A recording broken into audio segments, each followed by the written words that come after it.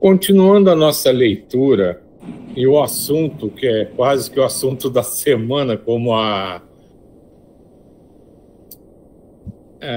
Diva chamou a atenção ontem, né?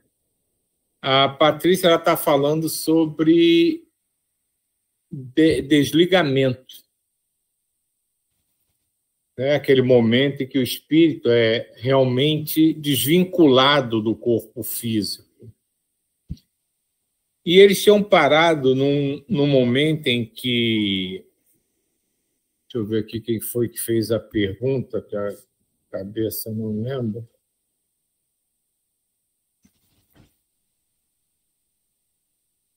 Que Ivo, né, que era um colega de turma da Patrícia, tinha perguntado se os espíritos maus podiam fazer desencarnar uma pessoa. E o instrutor, né, começa a falar sobre isso, que eles não conseguem fazer uma pessoa desencarnar pura e simplesmente pelo simples desejo, vou matar, por mais que os espíritos em desarmonia, com desejo de vingança, queiram matar alguém, eles não têm essa capacidade, eles não têm como fazer isso. Mas eles podem desligar. Se eles tiverem conhecimento, eles podem realizar o desligamento do espírito do corpo. E isso basta que você saiba a técnica e como aplicá-la. Mas voltando ao pouco que a gente estava discutindo ontem, né, a morte em si, como a gente conhece, né, e a gente entende, né, a maioria da humanidade entende como morte, só acontece, de fato, quando o fluido vital, que seria a energia que coloca o corpo para funcionar, para se movimentar, se esgota.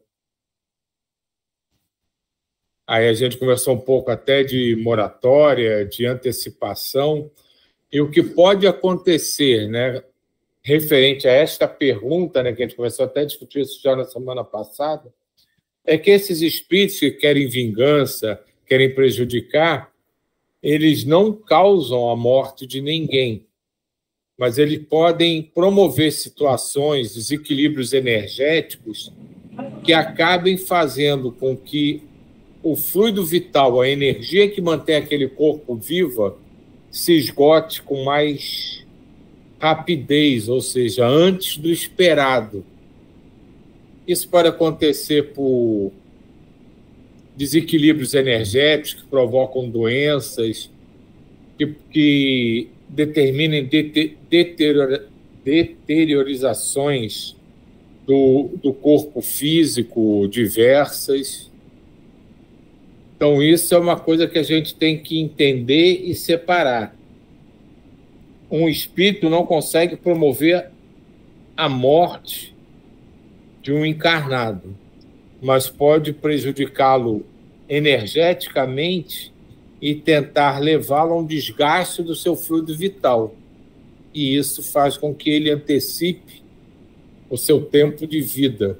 Aliás, que ele minimize o seu tempo de vida e antecipe o seu retorno ao mundo espiritual. E aí, de acordo com o que ele vibrou durante a sua vida, ele pode, inclusive, ter o seu processo de desligamento operado por esses espíritos que o perseguiam.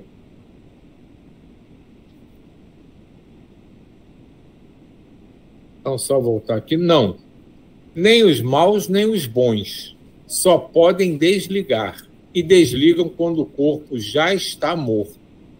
A morte do corpo segue a lei natural. Pode um encarnado matar um outro encarnado, mas não pode o desencarnado matar o corpo de um encarnado. Tanto os bons quanto os maus têm que esperar o corpo físico morrer para desligar o perispírito. Já desencarnamos tantas vezes e cada vez nos parece algo fenomenal. Por que isso? Glória indagou. Falta de educação sobre a desencarnação. falta de entendimento certo entre os encarnados. É o espírito que dá a compreensão da desencarnação. Também nem sempre se vive encarnado como se deve, com a consciência tranquila, e a morte, essa desconhecida de muitos, acaba provocando pânico. Existe quem conhece bem a desencarnação e consegue desligar-se sozinho? Indaguei. São raros, são casos raros, mas conseguem sim. Quem sabe, para si sabe. Fiquei duplamente contente. Pensei na minha... É o caso do guru do Yogananda, o Ex-War, acho que é o nome assim. Ele chama todo mundo e avisa que tal dia ele está indo, e ele se desliga. Né? É bem interessante isso, né? Porque eu vou confessar a vocês uma coisa assim. Eu tenho muito medo dessa hora do desligar, porque acho que quando eu era criança falava-se muito dessa coisa da gente ficar meio preso ao corpo, né? E isso me impressionava bastante. Eu falava assim, vai que eu fique presa no corpo, vai que eu vejo meu corpo assim deteriorar, vai que eu fique lá presa. E isso sempre foi uma coisa meio angustiante para mim, eu confesso. Essa possibilidade, pelo menos, de distanciar, né, de se desligar, eu falei assim, bem, aí pelo menos a gente não sente isso tudo, né? Porque é meio estranho isso, né? De ficar preso. Eu sempre fiquei meio com medo disso, confesso. Diga, quem quer falar aí? Fala, Jair. Isso que a tia acabou de falar é comum nas pessoas. E ela falou como ela reportou a infância dela, mas não sou eu que estou falando. O próprio Francisco Xavier fala, todo dia nós morremos quando nós dormimos. É isso. Sabe? Só que você, por exemplo, no meu caso, eu tenho alguma graça de às vezes me acordar e me ver no outro lado, ver meu espírito saindo. Tudo isso aí, isso aí não é toda hora. Mas isso eu tenho. Então, o Francisco Xavier, que tinha uma medida bem mais apurada, ele via tudo isso, por isso que ele falou. Todo dia, quando nós dormimos, é uma morte. Só que a morte, no caso, é um desligamento que a gente não consegue mais voltar para o corpo físico. Mas o processo deve ser muito parecido. É só isso que eu queria falar. Para tirar todo o pânico. Eu sei que é uma coisa interior, entende? Isso aí é uma educação, como ele fala aqui, é uma educação que você vai ter que descer essa barreira por si próprio. Mas não é mistério. E ela fala aqui, ó, nós já desencarnamos tantas vezes porque esse medo, como ele fala, falta de educação sobre a desencarnação, falta de entendimento certo, porque o entendimento que foi te passado, e não só você, estou falando de você que você acabou de falar isso, mas de milhares e milhares de pessoas, é um desentendimento, um conhecimento errôneo da situação, entende? Que tem que fazer isso, tem que fazer aquilo, que não sei o quê. Tu vê, às vezes, essa cerimônia de morte, que é tudo, sabe, tudo uma coisa exterior, nada do interior, assim, sucessivamente. É só isso que eu queria falar. Mas esse é justamente o interessante, porque até aproveitar esse gancho que você está falando aí, da gente e tal, mas muitos espíritas acham que os livros espíritas são para os espíritas ler. E, de fato, não são, porque os espíritas que leem, que se envolvem com aquilo, eles, mal ou bem, eles vão entendendo os conceitos. Muitos desses livros é uma tentativa de tentar alertar outros que ainda não têm esse conhecimento. Porque o que ele fala aqui da deseducação, eu vou contar um caso, foi essa semana, que muito até divertido. É uma enfermeira que trabalha comigo, que ela não é espírita, não sei nem se é católica, não sei nem se ela tem alguma religiosidade. Mas ela estava falando do sonho dela, que ela teve um sonho que ela estava sentada na cama. E quando ela olhou para o lado, ela via ela deitada. Aí o que ela pensou? Ai, meu Deus, eu estou saindo do meu corpo. Vou voltar correndo, vou deitar ali do lado e ver se ele cola novamente. E fez isso. Então, agora imagina essas pessoas que não têm noção de nada disso, a aflição que pode tomar conta delas nesse desespero de voltar para o corpo, não saber o que está acontecendo, de começar, de repente, a encontrar pessoas que ela tem certeza que já desencarnaram. Então, o que ele está falando aqui é de âmbito geral, do desconhecimento que a humanidade tem, na sua maioria, desses pontos, né, desses aspectos, que gera todo esse medo, todo esse pânico. E para quem já conhece, acaba, de certa forma, ficando mais tranquilo. Eu conheci um espírita que ele era... Se vocês já leram a obra do Hermínio Miranda, tem um livro que ele conta, né, agora não lembro qual era o livro, mas ele era um dos personagens do livro. Ele era um frade de não sei quantos anos atrás, ele conhecia pessoalmente o Hermínio, e ele ficou doente, tinha um aneurisma cerebral grave, né? E os médicos tratavam ele com cheio de dedo, né, porque ele podia morrer a qualquer momento. E teve um dia que ele se irritou com ele: meu filho, olha só, eu já fui e vim várias vezes, já cansei de morrer, então não fica cheio de dedo não, que para mim isso não é nenhuma novidade. E estava tranquilo, realmente. Ele, quando desencarnou, uma coisa super tranquila, foi como se fosse dormir realmente. Ele desencarnou, inclusive, dormindo.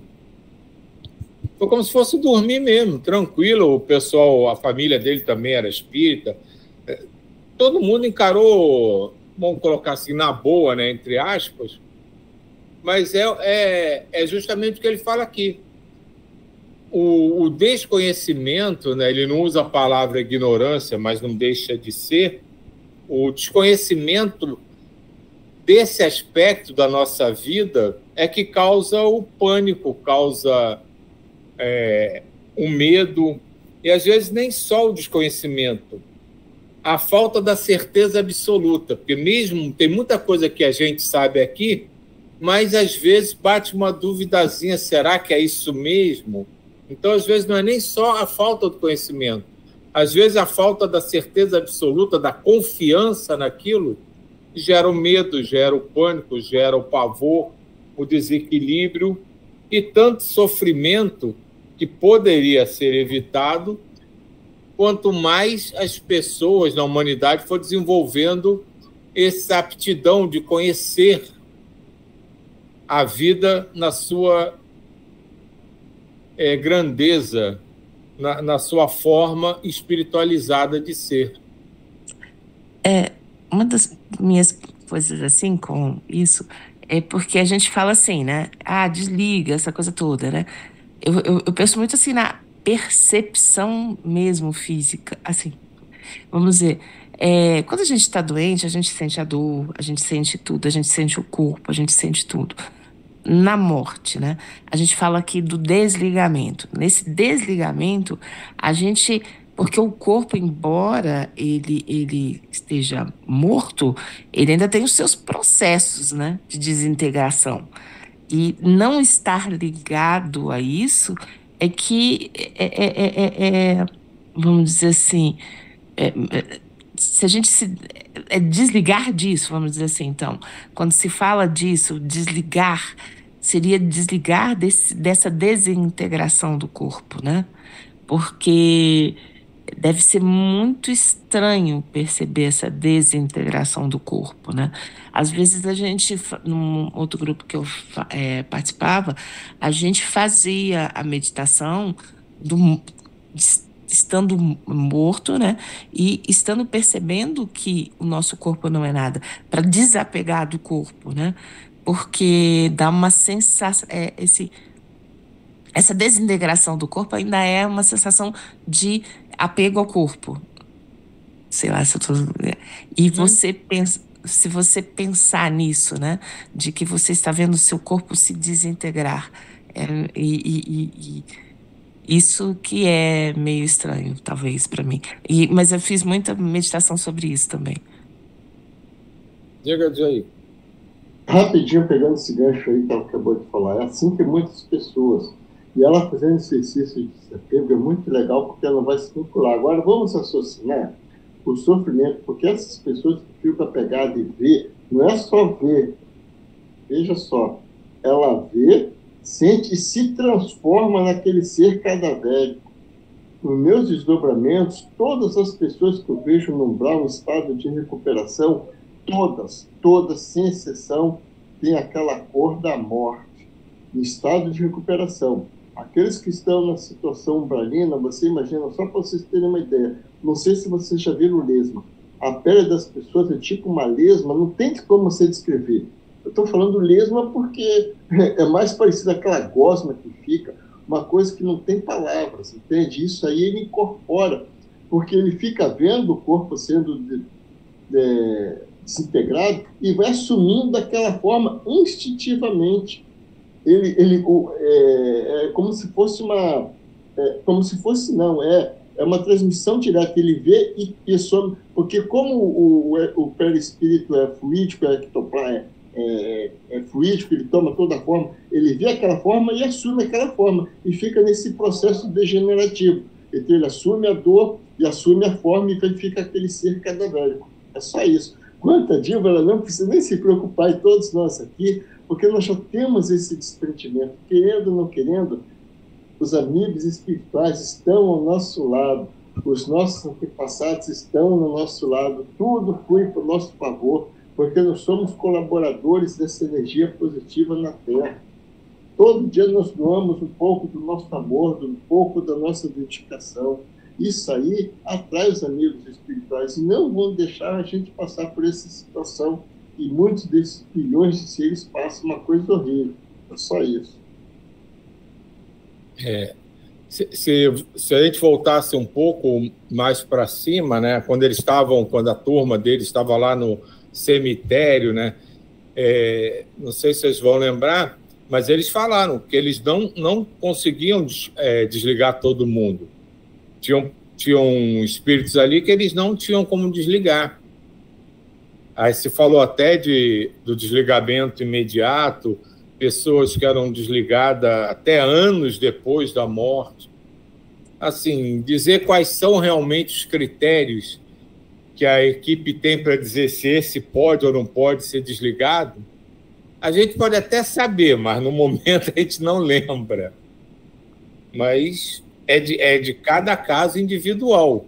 A gente não tem como saber isso de todo mundo que está ao nosso redor. Mas uma coisa é incontestável, que o Djair falou. A gente segue um certo já processo na nossa existência, em que a gente trabalha, que a gente tem muita ajuda, que a gente tem muitos espíritos que trabalham conosco, que auxiliam, que vão tentar ao máximo fazer com que a gente chegue tranquilamente do lado de lá.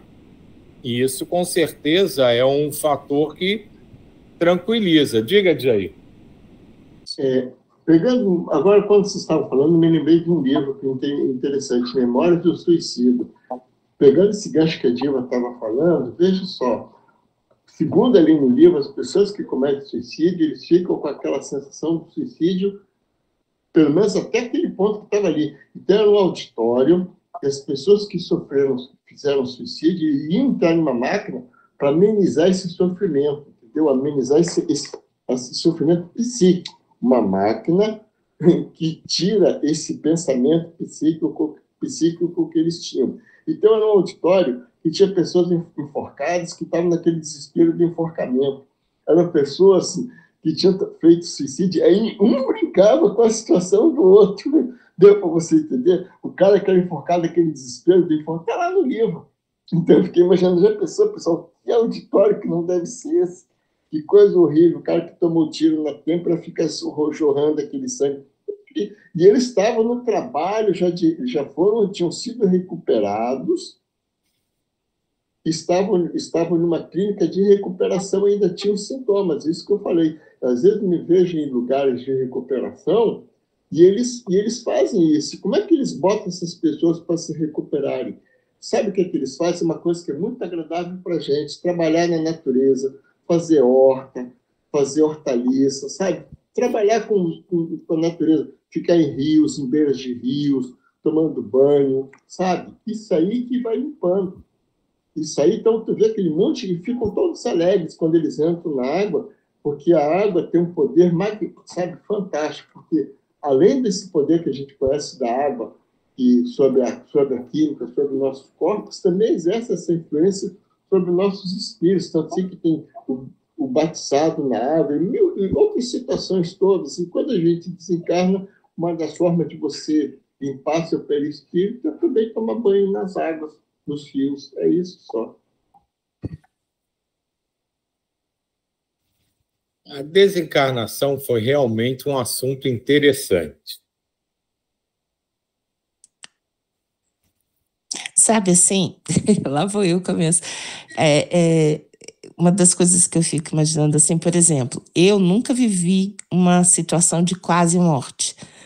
Pelo menos eu não tenho essa experiência, eu não tenho essa noção, né? Porque eu conheço pessoas que já viveram isso, né? De que chegaram ali, pimba, e voltaram, né? E eu nunca vivi isso. E aí, às vezes, eu me pergunto, por exemplo, dar um exemplo, eu tinha um colega que ele fumava, ele tinha uma vida totalmente muito desregrada. E tinha pavor de tudo e de doença, não podia se falar nem nada.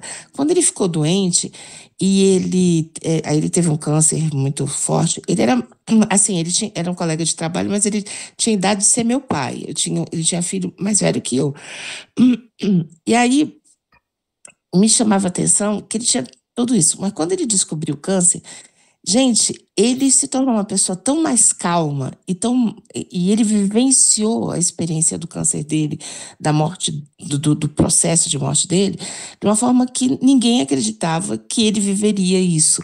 Porque na hora realmente aquela crucial, ele mostrou uma coisa que ele nunca tinha mostrado antes.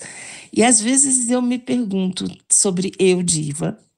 Tudo bem, eu leio, eu participo e tudo. Será que na hora H eu vou realmente aproveitar todos esses meus aprendizados, né? Todas essas coisas que tem? Será que isso realmente está dentro de mim? Eu fiz vida disso? E às vezes eu me pergunto sobre isso. E, inclusive nisso, né? Nessa hora dessa passagem, né? Que é tão forte, né? E a gente nunca... Na verdade, é uma coisa muito única, né? Cada um vai passar, vai ter a sua passagem, e cada um vai viver isso de forma muito única. E é bonito, mas para mim, realmente, às vezes, assim, é meio... assim, não vou usar a palavra assustador, porque não é assustador a palavra, assim. É uma expectativa, vamos dizer assim. Porque até onde realmente eu estou, né? Onde é que eu estou dentro disso tudo? Posso falar uma coisa, uma inspiração que veio? Sabe o que me falaram, Diego? Deus não dá cruz a que não possa carregar. Vê os teus olhos. Se fosse outra pessoa, estaria em desespero. E você não está se adaptando. É só isso que eu queria falar. Eu queria falar, não. Falaram para eu falar. Vou falar assim. Obrigada. Essa coisa, Diva, é o que você falou. É um processo extremamente individual, né? Cada um vai passar o seu de acordo com o que é. E uma coisa que é isso aí, com todas as dúvidas que qualquer um aqui possa ter, uma a gente não tem, que a gente já entendeu. A gente, quando volta exatamente o que era. A gente não se transforma numa coisa extraordinária porque deixou o corpo físico, porque no momento, no período que a gente está aqui encarnado, a gente pode ter alguns conhecimentos, algumas capacitações que a gente já realizou durante a nossa jornada inteira, que não seriam úteis para essa vida atual, que podem estar guardadas numa gaveta, mas a nossa essência não é tão diferente assim. Então, o que a gente vai encontrar, independente do que a gente imagina, do que a gente teme, é aquilo que a gente construiu. E E até pegando um pouco do recado que o Jair te deu, a tua construção, você pode até achar que é um pouco imprecisa, um pouco lenta, mas ela é constante. Você não para de botar um tijolinho lá no murinho, na estradinha.